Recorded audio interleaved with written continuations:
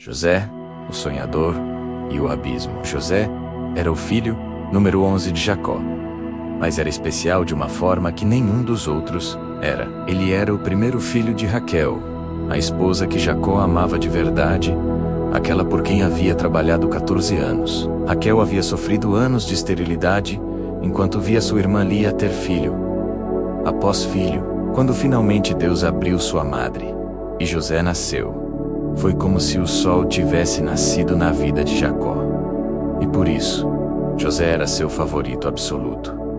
Jacó não escondia sua preferência. Todos na família sabiam que José era o predileto. Quando José tinha 17 anos, Jacó mandou fazer para ele uma túnica especial, longa e ornamentada, com muitas cores vibrantes. Não era uma roupa comum de trabalho, como seus irmãos usavam. Era uma túnica de príncipe, de alguém que não precisava trabalhar duro nos campos, de alguém destinado a governar.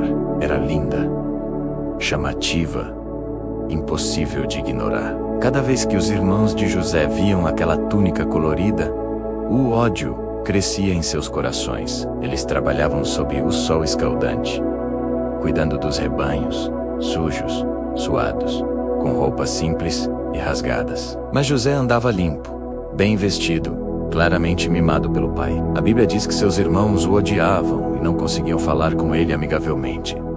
Nem sequer conseguiam ser educados com ele. O ressentimento era profundo e venenoso. Mas então, algo aconteceu que transformou o ódio em fúria assassina. José começou a ter sonhos proféticos dados por Deus. Mas José, jovem e inocente, cometeu o erro de contá-los à sua família, sem perceber como aquilo soaria arrogante e provocador. Certa manhã, José reuniu seus irmãos e disse animadamente: "Ouçam este sonho que tive. Estávamos amarrando feixes de trigo no campo, quando de repente, o meu feixe se levantou e ficou em pé, enquanto os feixes de vocês se ajuntaram ao redor do meu e se curvaram diante dele." O silêncio foi ensurdecedor. Depois explodiu a raiva. "Você vai mesmo reinar sobre nós? Vai nos governar?" Os irmãos o odiaram ainda mais por causa daquele sonho. Era insuportável imaginar aquele mimado governando sobre eles. Mas José teve outro sonho, ainda mais ousado. E novamente, sem medir as consequências, ele o contou. "Tive outro sonho. Desta vez o sol, a lua e 11 estrelas se curvavam diante de mim. Desta vez até Jacó o repreendeu. Que sonho é esse? Será que eu, sua mãe e seus irmãos viremos a nos curvar diante de você?" Mas no fundo Jacó guardou aquelas palavras, ponderando sobre seu significado. Os irmãos, porém, ferviam de ciúmes. O favorito não apenas recebia a melhor túnica e o melhor tratamento, mas agora reivindicava que todos, incluindo os pais, se curvariam diante dele. Era demais para suportar. O ódio se transformou em desejo de vingança. Algum tempo depois, os irmãos de José foram pastorear os rebanhos de Jacó perto de Siquém, longe de caça. Dias se passaram sem notícias. Jacó ficou preocupado e chamou José. "Seus irmãos estão pastoreando os rebanhos perto de Siquém. Quero que você vá até lá." José respondeu prontamente: "Estou pronto." Jacó instruiu: "Veja como estão seus irmãos e os rebanhos, e traga-me notícias." José partiu do vale de Hebrom, vestindo sua túnica colorida. Caminhou quilômetros até chegar a Siquém, mas não encontrou seus irmãos ali. Um homem o viu vagando pelos campos e perguntou: "O que você está procurando?" José respondeu: "Estou procurando meus irmãos. Você sabe onde eles estão pastoreando?" O homem disse: "Eles já foram embora. Ouvi-os dizer que iam para Dotã." José continuou sua busca até Dotã. De longe, seus irmãos o avistaram. Mesmo à distância, aquela túnica colorida era inconfundível. E algo sombrio despertou neles. "Lá vem aquele sonhador", disseram uns aos outros com desprezo. E então Simeão disse o que todos estavam pensando: "Vamos matá-lo." A conspiração se formou rapidamente. Venham, vamos matá-lo e jogá-lo numa dessas cisternas.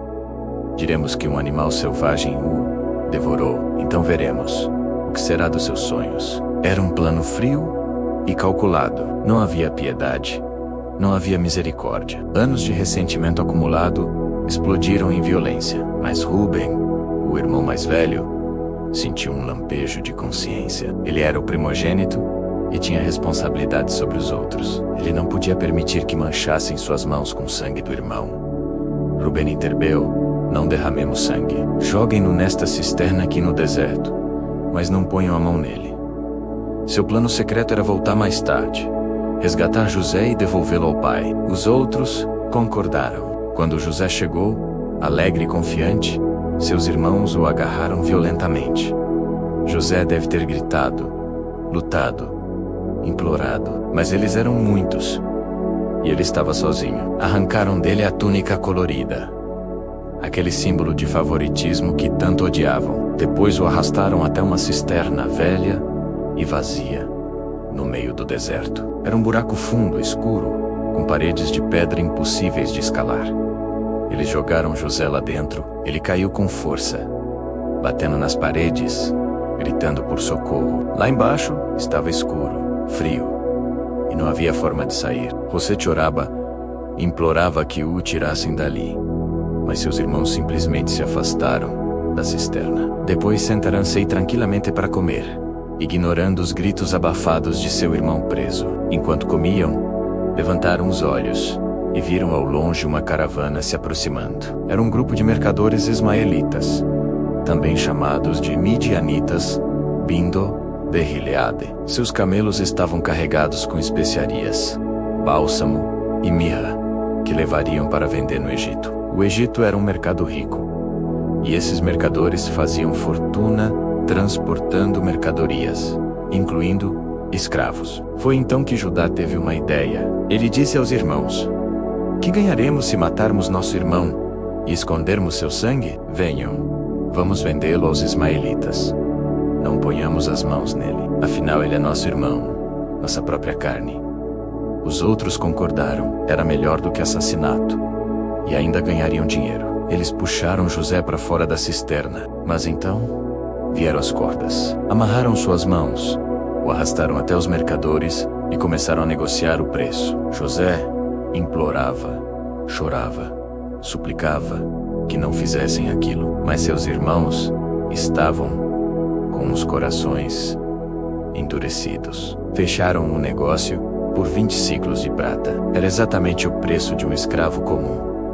Não valorizaram José nem um pouco acima do mínimo. Receberam o dinheiro, dividiram entre si e entregaram José aos mercadores. José foi acorrentado junto com outros escravos, e a caravana partiu em direção ao Egito. José olhava para trás enquanto era arrastado, vendo seus irmãos ficarem cada vez menores na distância. Tudo o que conhecia, tudo o que amava, estava sendo tirado dele. Sua casa, seu pai, sua vida confortável. Agora era apenas mercadoria sendo levada para ser vendida em terra estrangeira. Os irmãos pegaram a túnica colorida de José, mataram um bode e mergulharam a túnica no sangue. Deixaram que o sangue a encharcasse completamente. Rasgaram-na em alguns lugares, como se um animal selvagem a tivesse despedaçado. Depois voltaram para casa, levando aquela evidência falsa. Quando chegaram diante de Jacó, estenderam a túnica ensanguentada e disseram com falsidade: encontramos isto. Veja se é ou não a túnica de seu filho. Jacó a reconheceu imediatamente. Era a túnica especial que ele mesmo havia mandado fazer para José. Ele a pegou com mãos trêmulas, viu o sangue, os rasgos, e gritou: é a túnica de meu filho.